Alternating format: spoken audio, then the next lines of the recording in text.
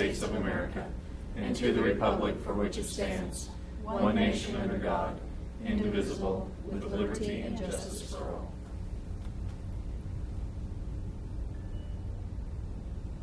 Thank you.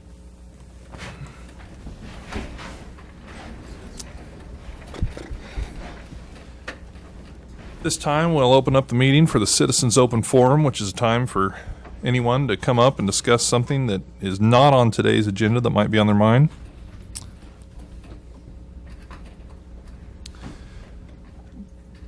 Doesn't look like anyone is here for that today, so we'll move on to awards and proclamations.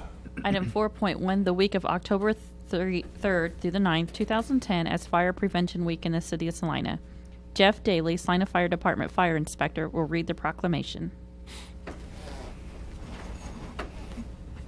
Afternoon, Jeff Daly. This is Troy Long, and brought ashes along as well. Good afternoon. 2010 Fire Prevention Week Proclamation. Whereas the City of Salina is committed to ensuring the safety and security of all those living in and visiting our city, and whereas fire is a serious public safety concern both locally and nationally, and homes are where people are at the greatest risk to fire, and whereas nearly 3,000 people die each year as a result of home fires each year, and whereas roughly 2/3 of home fire deaths resulted from home fires in which no smoke alarms or no working smoke alarms were present, and whereas working smoke alarms cut the chance of dying in a reported fire in half, and whereas the National Fire Protection Association recommends at least one smoke alarm on every level of the home, including the basement, outside all sleeping areas, and in bedrooms. And whereas the members of the Salina Fire Department are dedicated to reducing the occurrence of home fires and home fire deaths and injuries through prevention and proper education. And whereas Salina's residents are responsive to public education measures and are able to take personal responsibility to increase their safety from from fire, especially in their homes. And whereas the Fire Prevention Week 2010, October 3rd through 9th theme, Smoke Alarms, a Sound You Can Live With, actively works to motivate Salina residents to implement smoke alarm recommendations in their homes. Therefore, I, Aaron G. Peck, Mayor of the City of Salina, do hereby proclaim October 3rd through 9th, 2010 as Fire Prevention Week, and urge all citizens to protect their homes and families by heeding the potentially life-saving messages of Fire Prevention Week 2010, and to support the many activities and efforts of Salina Fire and Emergency Services. In witness whereof, I have hereunto set my hand and caused the seal of the City of Salina, Kansas, to be affixed on this 27th day of September, 2010. Aaron G. Peck, Mayor. Thank you, Jeff. Jeff or Troy, either one, do you guys have any special events planned for the week? We have some events planned. In fact, they actually started last week. A lot of what we've been doing has been some corporate sponsorships. Last week at Lowe's, September 25th from 10 to 2, we had some events over there along with Lowe's. The kids got to build little wooden fire trucks, and we had the smoke alarms over there and provided instruction on those. On October 9th, typically we have something going on at the fire department, but this year we're working with the Boy Scouts of America with their 100th centennial, and we'll be over in Oakdale Park, Kenwood Park, pretty much all day on October 9th, helping participate with that and also providing the fire safety message. We'll be conducting a lot of station tours of all ages, preschool to elderly. In the schools, we'll have a little safety pamphlet that will be coming out during the week of Prevention Week called Fireflies, and it's talking about the smoke detector safety. And then throughout the fire stations, you guys will see the fire safety billboards up through the entire month of October at each of the stations. So, and that's kind of what we've got going on. Very good. Appreciate you being here today and bringing ashes, and I have a signed copy of this proclamation for you. Okay.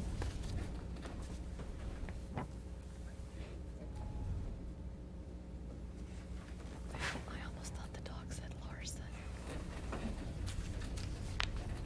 It says Larson. Got big. Item 4.2, the month of October 2010 as Breast Cancer Awareness Month in the City of Salina. Hank Boyer will read the proclamation.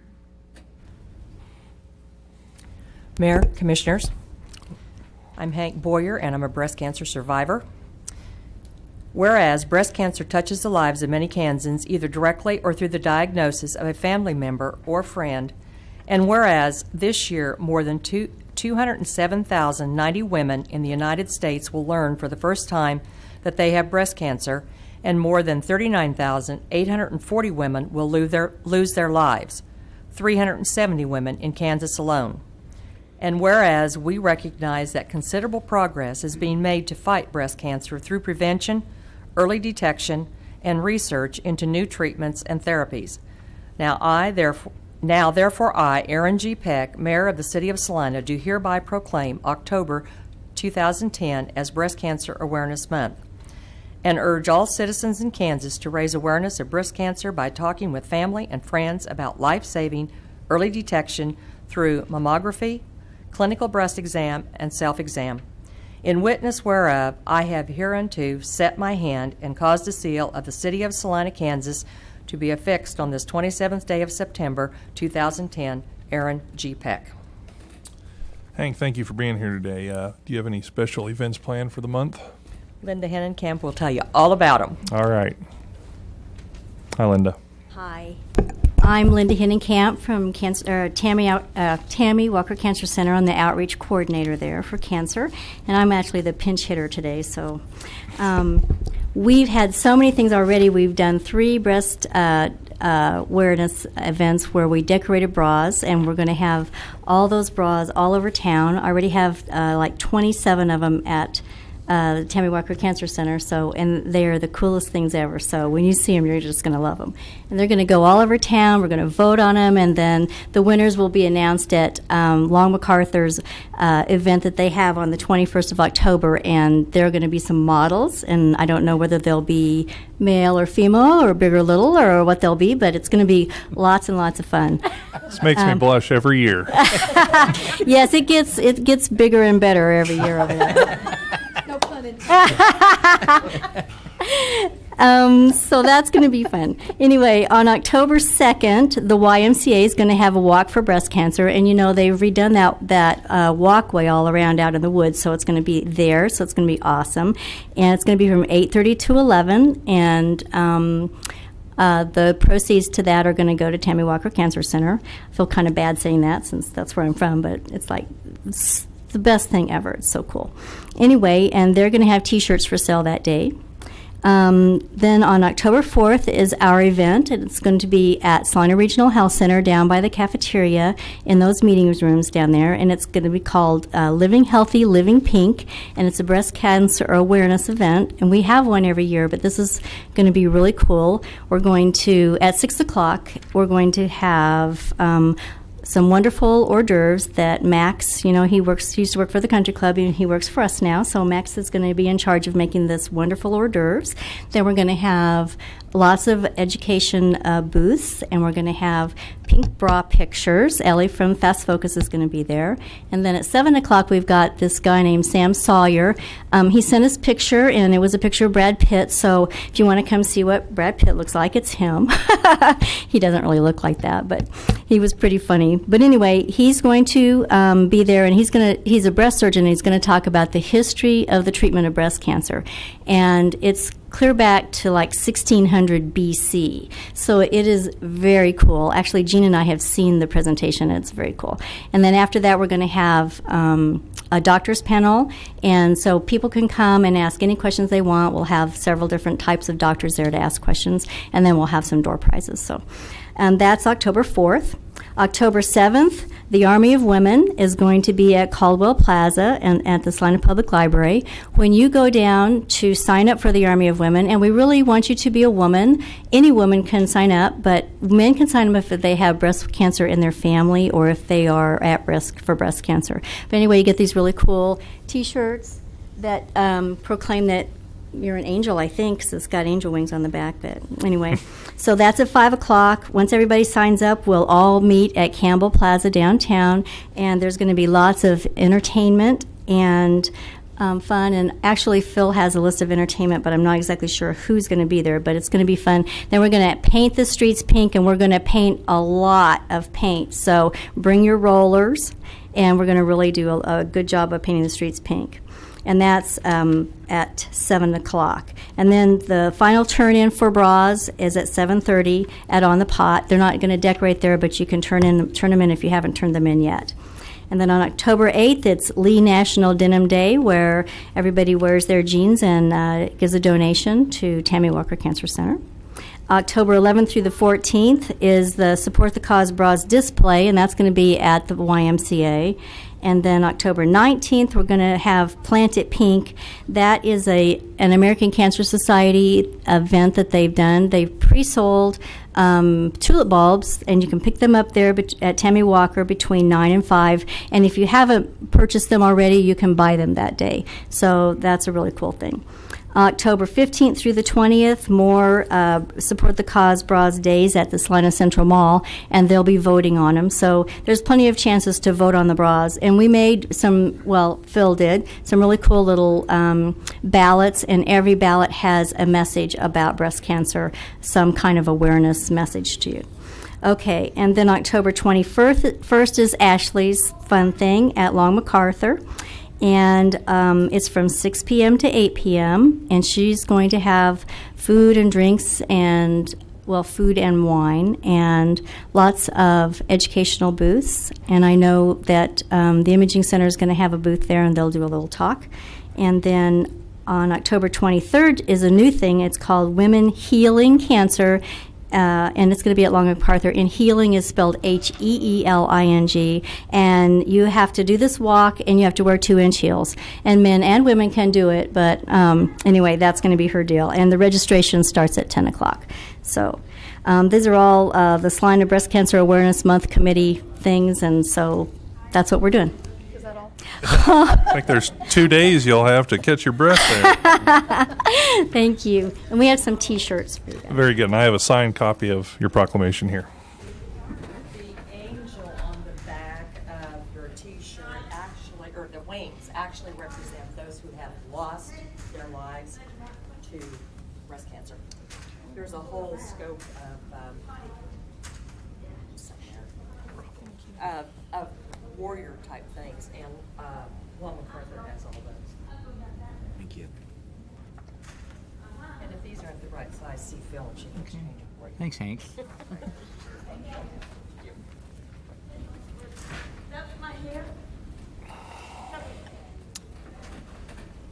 We'll move on to the consent agenda. Item 6.1, approve the minutes of September 20th, 2010.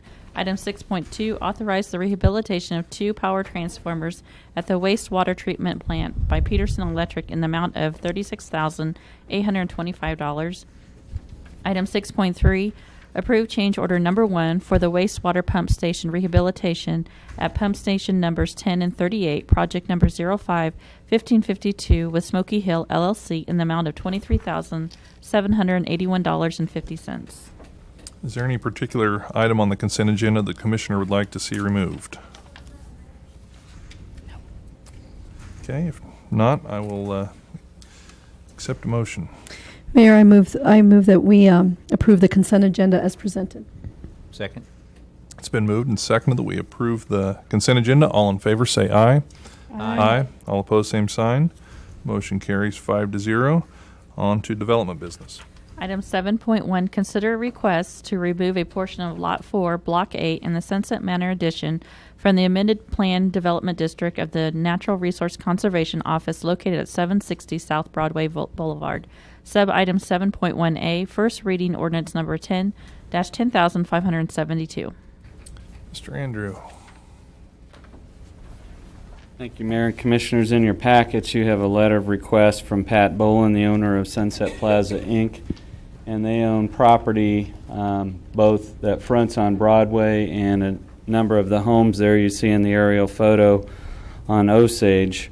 And in the late 80s and early 90s, there was some expansion occurred at the Soil Conservation, now Natural Resource Conservation office there. So they took their lots that they had that were quite deep, and they divided them up through a planned development district, and so the lots were partially used for parking and partially retained for housing.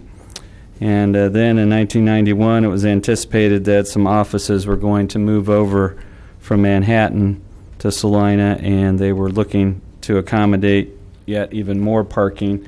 So they showed a plan for expanded area, and that last lot there at the bottom, lot 4, was divided between a parking lot and residential lot. And what's occurred is that they've got a buyer interested in that lot, but they're only interested in it if they can deepen that to make it match up with the lot next door. And so what they're looking to do is remove lot 4 from the planned development district and have the boundary for zoning and ownership purposes line up with the lot next door. So this request here is basically a request to shift the boundary between residential and parking and to deepen that residential lot along Osage to 100 feet. So the action before you today is to basically undo what was done in 1991 and create a 100-foot residential lot there on lot 4. So we did have a public hearing on this with the Planning Commission, and they unanimously recommended that this request be approved. And so what you have before you is an ordinance that would pull the west 100 feet of lot 4 out of the planned development district and leave the rest of it intact. I'd be happy to answer any questions. Thank you. Any questions? Mr. Andrew?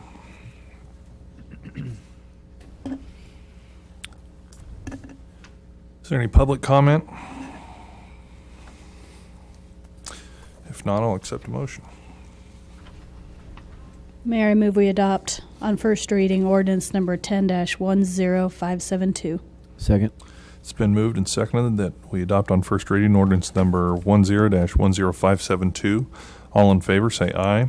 Aye. Aye. All opposed, same sign. Motion passes 5-0. Item 7.2, agreement for dedication of stormwater detention basins in the Grand Prairie Addition. Mr. Andrew. Thank you, Mayor and Commissioners. This is a follow-up item to approval of the Grand Prairie Addition, which I believe you're familiar with. It's just wrapped south of the municipal golf course. It's kind of intertwined with the golf course, and it lies on the north side of Cedar Ridge Drive. Back in 1993, the City Commission wrestled with the question of residential detention ponds, where developers would build them and not want to hang on to responsibility, and there was not a desire to create homeowners associations solely for the purpose of maintaining a pond. So the City Commission adopted a policy that we will accept maintenance of those by city personnel, but that the developer would have to pay the city to take that responsibility. And there was a estimate done on all these ponds as to what 10 years of general maintenance would be, and that's put into an escrow account. And to date, we have ponds east of Ohio in the Austin and Laurie subdivision that are maintained by the city, in the Tasker Addition, which is east of Sam's Club, and then the most recent one was in Woodland Hills Estates, which is north of Presbyterian Manor. On the north side of Brookwood Lane, there's a detention pond there that the city maintains. In Grand Prairie, there's 2 ponds that they're proposing, and on this drawing, they show up right in these corridors right here, and it carries runoff off of this hole, 6th hole, down across the subdivision and then down around the 12th and 13th holes. And so the purpose of that is to catch or detain the water and release it as a controlled rate across the golf course. They're proposing that the city take over ownership and maintenance responsibility for those. The estimate for 10 years of maintenance on that was a little over $29,000. That fee has been paid, and the only thing somewhat unusual about this is that it will be the golf course staff, not Public Works, that will be maintaining this pond, just because there is a path that's being constructed right here that allows golf course personnel to go across the subdivision there on a path for maintenance. And so these ponds almost serve as an extension of the course. So what you have before you is an agreement whereby the developers are offering to dedicate that over to the city of Salina. And if you're in agreement with that, there'd be an actual deed of dedication recorded, and we would be the owners of those pond areas. And we've given you some attachments in your packet that show those locations. I think with that, I'd be open to any questions. This money would go directly into the golf course operating budget then, or? I don't know, Mike, do you have an escrow fund that you use for the ponds? Is it a dedicated fund? Okay. I guess then it goes into the general fund, but I guess that is something we'll have to look at as to where that is directed, because it will be the golf course rather than the public works that will be maintaining that, and they are an enterprise fund, not a general fund operation. And I was wondering about this. Do you feel like that 10-year maintenance fee is adequate? It seems to me that developers are getting a pretty reasonable deal off of that. Yeah, I really don't, but I think part of it is in a lump sum form there might be an affordability aspect when we're looking at it at one time, and I think maybe some planning aspects that are advantageous to us. And I don't know, Dean, what your perspective is of why we would want to do this. I'm not sure exactly the origin of the 10 years other than manageability, and I guess the idea that the money could be set aside in an account where it could earn interest, because it's not going to be used all at once. But most of these ponds aren't much older than 10 years right now, so we don't have a lot of experience with that. But I think part of it had to do when started looking at numbers and doing it at a lump sum. If you got to 25 or 50 years, then you were getting into some really large numbers. So I don't think there's anything magic about 10 years other than it seemed reasonable at the time. Yeah, but you're correct from a pure financial perspective in thinking that, assuming our estimates are pretty close, that in 10 years we're all of a sudden then subsidizing the cost of private detention ponds. From a budgetary perspective, it doesn't probably make sense to do that. Yeah. One reason we're involved in that in the first place, I think, is to make sure they do get maintained properly, because we have found that it's sort of a hit and miss. There are some privately owned and maintained ones that are maintained properly, and there are some that aren't. And what happens is those serve a lot of different lots, typically a lot of different property owners, and obviously they have a concern, and they'll come to us when that if it's not maintained, a pump doesn't work, things don't work right, and they have issues with the drainage. So it does give us sort of a public reason to be involved. But I think the 10-year thing is something we could look at if you'd like us to. Yeah. Okay. Well, yeah, it probably wouldn't hurt, because I was just thinking of, granted, we do get some, hopefully some modest growth on that, but we're also using present numbers to project out 10 years, and there's a lot of variables that could be included in that. But okay. Is there other questions of staff? Thank you. Is there any public comment? Seeing none, bring us back to the commission.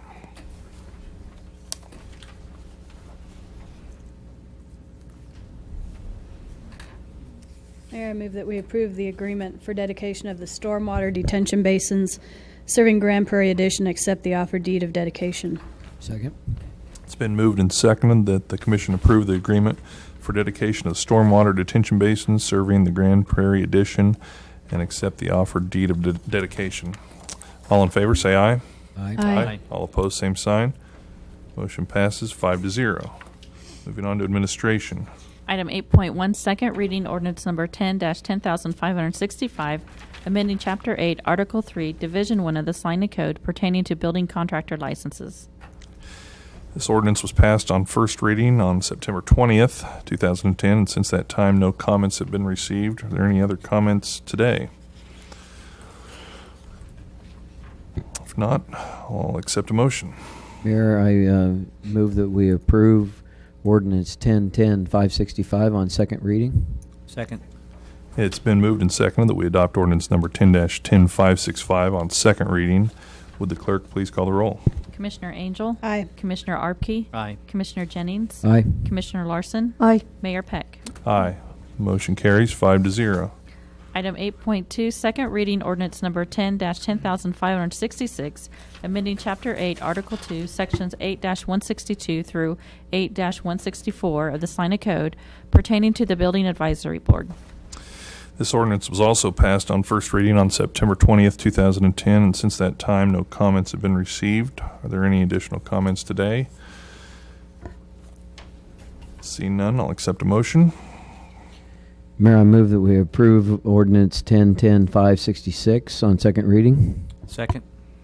It's been moved and seconded that we approve on second reading ordinance number 10-10-566. Would the clerk please call the roll? Commissioner Angel? Aye. Commissioner Arpke? Aye. Commissioner Jennings? Aye. Commissioner Larson? Aye. Mayor Peck? Aye. Motion passes 5-0. Item 8.3, first reading ordinance number 10-10,567, amending Chapter 8, Article 1 of the Salina Code by adopting the 2010 Standard Traffic Ordinance. Ms. Wyatt.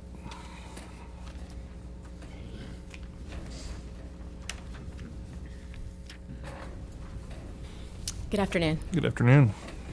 The 2010 Standard Traffic Ordinance, or STO, was recently issued by the League of Kansas Municipalities.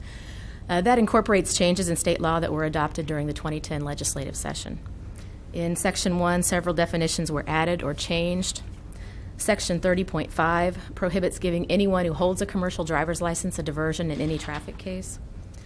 Section 126.1 makes it unlawful to obstruct a license plate's visibility or reflectivity.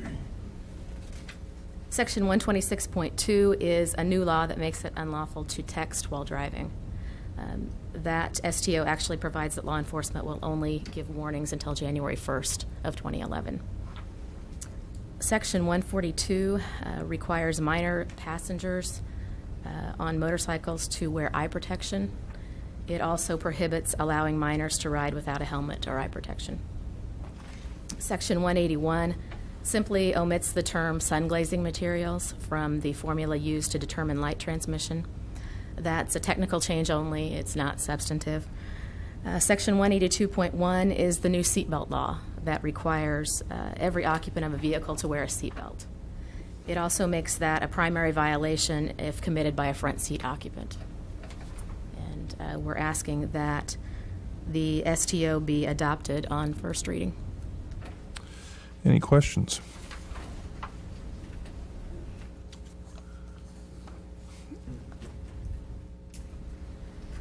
Thank you. Is there any public comment? Seeing none, I'll accept a motion. Mayor, I moved. Mayor, I move that we adopt ordinance number 10-10567 on first reading, amending Chapter 38, Article 1 of the Salina City Code by adopting the 2010 Standard Traffic Ordinance. Second. It's been moved and seconded that we adopt on first reading ordinance number 10-10-567. All in favor say aye. Aye. Aye. All opposed, same sign. Motion passes 5-0.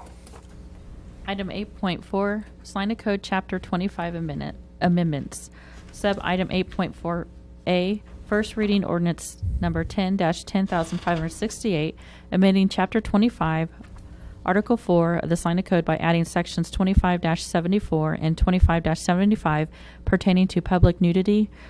Sub item 8.4B, first reading ordinance number 10-10,569, amending Chapter 25, Article 8 of the Salina Code by amending Section 25-131 and adding Section 25-131.1 pertaining to offenses against public places. Sub item 8.4C, first reading ordinance number 10-10,570, amending Chapter 25, Article 9, Section 25-151 of the Salina Code pertaining to unlawful use of weapons. Sub item 8.4B, first reading ordinance number 10-10,571, amending Chapter 5, Article 9 by adding Section 25-162 pertaining to obstructing ingress and egress. Speaking of blushing, Miss Wyatt.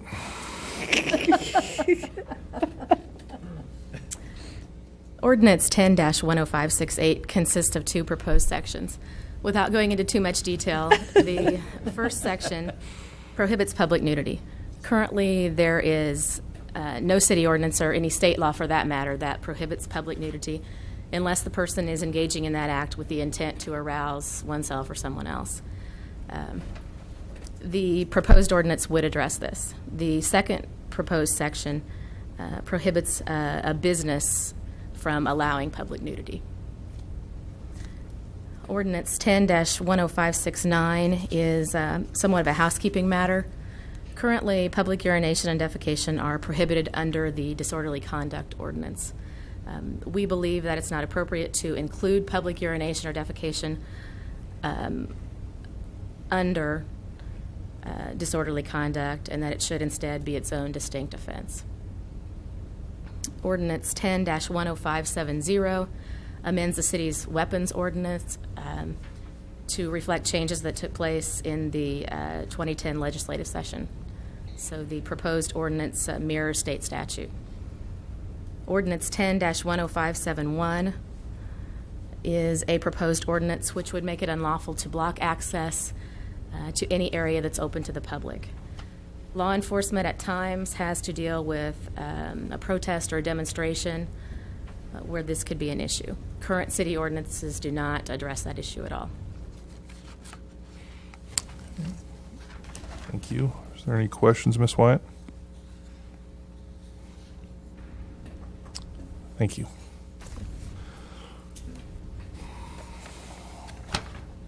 Is there any public comment?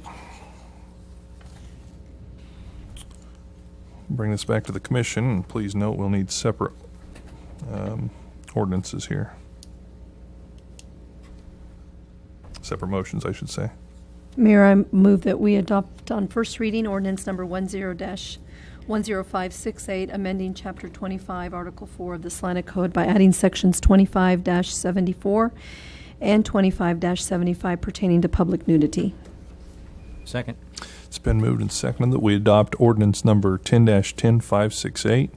All in favor, say aye. Aye. Aye. All opposed, same sign. Motion passes 5-0. Mayor, I move that we adopt on first reading ordinance number 10-10569, amending Chapter 25, Article 8 of the Salina Code by amending Section 25-131 and adding Section 25-131.1 pertaining to offenses against public peace. Second. It's been moved and seconded that we adopt ordinance number 10-10569. All in favor, say aye. Aye. Aye. All opposed, same sign. Motion passes 5-0. Mayor, I move that we adopt on first reading ordinance number 10-10570, amending Chapter 25, Article 9, Section 25-151 of the Salina Code pertaining to unlawful use of weapons. Second. It's been moved and seconded that we adopt ordinance number 10-10570. All in favor, say aye. Aye. All opposed, same sign. Motion passes 5-0. And Mayor, I move that we adopt on first reading ordinance number 10-10571, amending Chapter 25, Article 9 by adding Section 25-162 pertaining to obstructing ingress and egress. Second. It's been moved and seconded that we adopt ordinance number 10-10571. All in favor, say aye. Aye. Aye. All opposed, same sign. Motion passes 5-0. Item 8.5, first reading ordinance number 10-10573, amending Chapter 40, Article 1, Division 3 of the Salina Code by amending Section 40-36 to provide a 2-year ineligibility period after an application for a taxi cab driver's license has been denied. Mr. Johnson. Mayor and Commissioners, you have a administrative housekeeping ordinance in front of you. The current 40-36 does not provide for an ineligibility period after an individual's license has been denied, whereas if you're a holder of a license for a taxi cab driver's license and it's revoked, you have a 2-year ineligibility period to reapply. What this section does is provide for that same 2-year ineligibility period for someone who applies for a license and is denied for reasons that would otherwise result in a revocation. It's a simple housekeeping matter. In the past, the city clerk has had questions presented when a license has been denied as to how long they have to wait before they can reapply. This would address that apparent issue in the ordinance. And with that, I'm open to any questions. Questions? Thank you.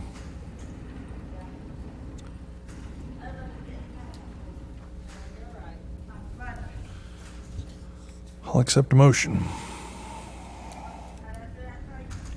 Mayor, make a motion that we approve on first reading ordinance number 1010-573, amending Chapter 40, Article 1, Division 3 of the Salina Code by amending Section 40-36 to provide for a 2-year period of ineligibility after an applicant for a taxi cab driver's license has been denied.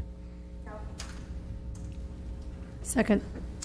It's been moved and seconded that we adopt ordinance number 10-10573. All in favor say aye. Aye. Aye. All opposed, same sign. Motion passes 5-0. Item 8.6, first reading ordinance number 10-10574, amending Chapter 5 of the Salina Code regarding alcohol. Mr. Johnson. Thank you, Mayor and Commissioners. This ordinance you have in front of you is simply a replacement of Article 4 in Chapter 5 as a whole. Also, there's some other issues that were addressed. In 2010, this legislature changed the licensing process for caterers and drinking establishments and retailers as well as distributors for alcohol purposes. They moved to a 2-year license time period. It also provided for a payment plan system wherein that business owner could make 2 payments over those 2 years. It also then provided for a refund in the second year if you don't use the license. They applied that same standard to cities who have occupation taxes, which the city of Salina does for retailers, drinking establishments, clubs, as well as distributors. So you have before you those changes. And while going through the ordinance, our current ordinance, it became apparent that we need to update some definition language and also incorporate the drinking establishment provisions into our caterers provision, club provisions. The state law treats the two the same essentially, but for a couple small differences. So if you were to go to state law, the same statutes for clubs apply to drinking establishments. We try to do the same thing with these revisions to Article 4 in an effort to minimize the need for future changes. What that resulted in were those wholesale changes to Article 4. You also have some changes to the consumption of minors, Section 5-1. The ordinance says 5.1. It should say 5-1. That'll be changed for second reading. And that's to reflect the state law that provides for a progressive suspension of driver's license when you consume underage. So it's essentially mirroring state law. It also provides law enforcement officers the ability to use a preliminary breath test to detect consumption of minors. The second change, it's unrelated to the current legislative change, is in 5-2 and 5-3, furnishing to minors. Previously, we had provisions throughout our code that prohibited furnishing to minors. You could find them in 2581, 2582, 571, and 5124. And the reason they were spread out is you had a criminal offense section, then you'd have a section applying to drinking establishments, then you'd have a section applying to cereal malt beverages, etc. For efficiency purposes, for investigation and for prosecution, it made sense to go back and to put those into 2 separate sections. So those sections reflect state law. Essentially, you have one under 5-2 that would be for anybody who provides to a minor. 5-3 is a little more tailored to a caterer, drinking establishment, or club, a licensee essentially that provides to a minor. Those changes reflect state law as well. 5-4 is a new provision. It's unlawful hosting, and that reflects state law and provides that it is unlawful to host a minor and allow them to consume alcoholic beverages. That is a reflection of state law. You have removal of the distributor's license from the code. The state regulates distributors' licenses, the caterers' licenses, as well as the drinking establishment and the clubs. It allows us to have an occupation tax, which we had a simple occupation tax. However, it just had not been in use. We hadn't applied it, and for that reason, just because of that past policy, I've removed it.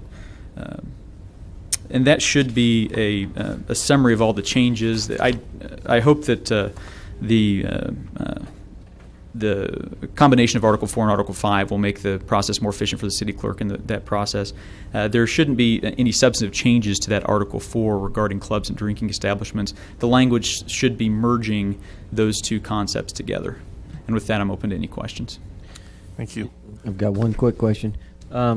We as a city have license fees for clubs and drinking establishments for retailers?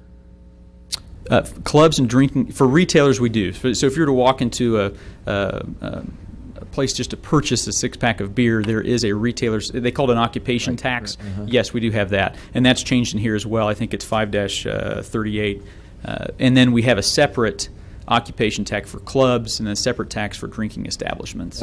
What I'm getting to is on the removal of the distributor's license, it seems that's the only one that we don't have an occupational tax for. And if that changes, will you have to write it back in there? That and caterers. We do not have an occupation tax for caterers either. Those are the two that we do not have an occupation tax. Well, and the caterers typically have the drinking establishment license, and the caterers is an extension upon that. They do not have to have a drinking establishment license. They could have a caterer's license only and not a DE license. The caterer's license gives them the flexibility to move about and to go to a place and provide alcohol. But you're right. Some establishments have drinking establishment caterers. A hotel's a good example. They have a myriad of licenses, but theoretically a caterer could have just a caterer's license. Okay. Yeah, I just didn't know whether we wanted to remove it, if there might be a chance for that to be an occupational license that we would insert. Seems like the only one that we don't have among all of those that were listed. Right. That and caterers are the only two I can think of. I say that there are some special ones that the ABC has created for hotels, that they have a name that combines all of these. So caterer, drinking establishment, that we don't have an occupation tax for that specific one. However, we still get to the hotels, and Luann can correct me if I'm wrong, because they would need it for retail, to sell it out of the room, or a drinking establishment if they have a bar inside the hotel. So we still get to one aspect of it, but sometimes we don't get to all aspects of that hotel on an occupation tax standpoint, if that makes sense. Mm-hmm. Mm-hmm. Thank you. Any further questions?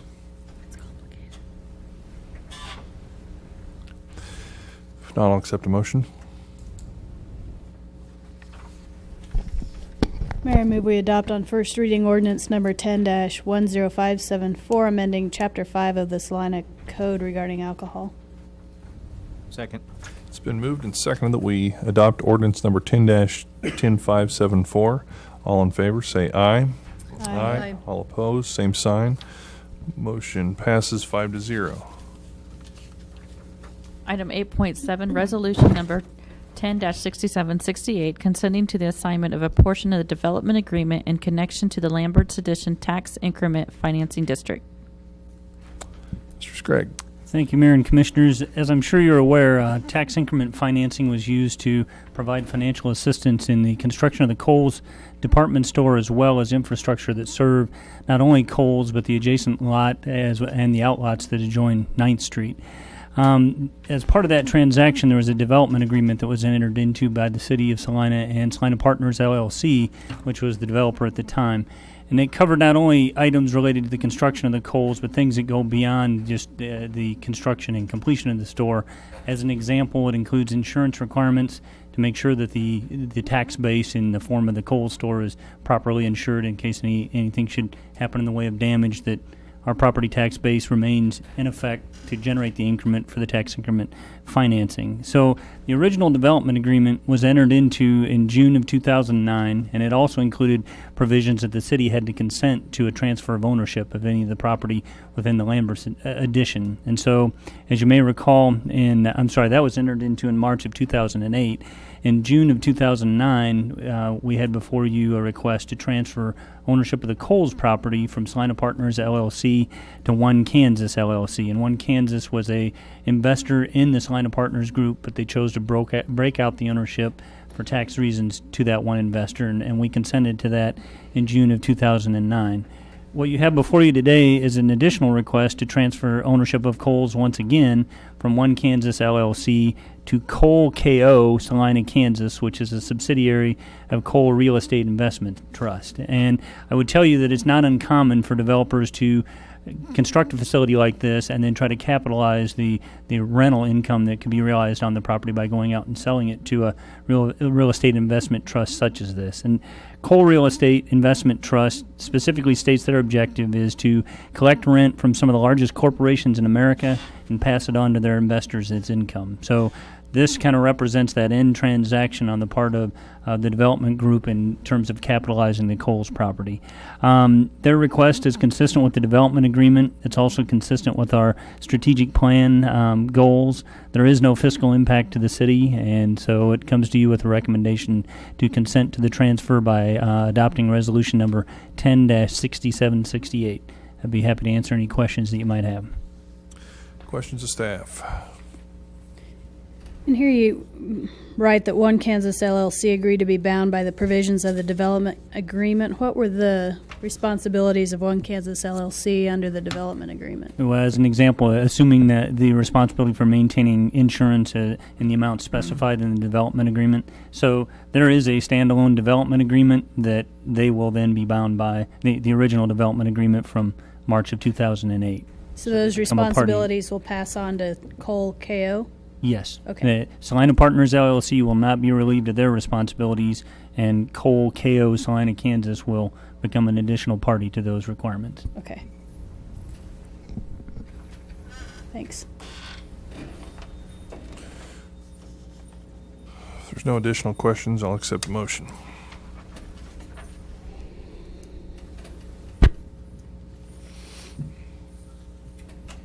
Mayor, I make a motion that we approve resolution number 10-6768, consenting to the assignment of a portion of the development agreement in connection with the Lambert's Addition Tax Increment Financing District. Second.